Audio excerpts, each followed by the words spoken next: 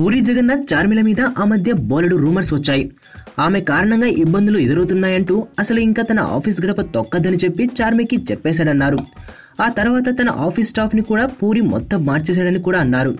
ఈ ఎఫెక్ట్ తో టాలీవుడ్ నుంచి జెండా పీకేసి చార్మి ఢిల్లీలో సెటిల్ అయ్యేందుకు ఫిక్స్ అయిపోయిందనే వార్తలు కూడా వచ్చాయి. ఇప్పుడు వీటన్నిటికీ భిన్నంగా కొత్త న్యూస్ ఒకటి వచ్చింది. చార్మికి పూరి వార్నింగ్ ఇచ్చిన మాట వాస్తవమే, కానీ ఆమెను పూర్తిగా దూరం చేయలేదట.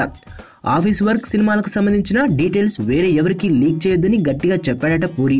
ఇప్పటికీ ఆమె పూరి క్యాంప్ లోనే ఉందన్నది లేటెస్ట్ అప్డేట్. ప్రస్తుతం పూరి జగన్నాథ్ తీస్తున్న రోగ్ మూవీకి ఎగ్జిక్యూటివ్ ప్రొడ్యూసర్ చార్మినే అని తెలుస్తోంది. జ్యోతిలక్ష్మి సినిమా నిర్మాణం సమయంలో చార్మి మనీ మేనేజ్మెంట్ పూరికి బాగా నచ్చిందట. అందుకే ఆమెను ప్రొడక్షన్ టీంలోకి తీసుకున్నాడని అంటున్నారు.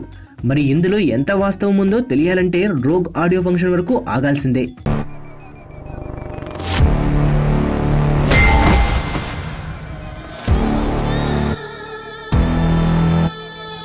ఎర్రతోలు కదా స్టైల్గా ఉంటాడనుకుంటున్నావేమో.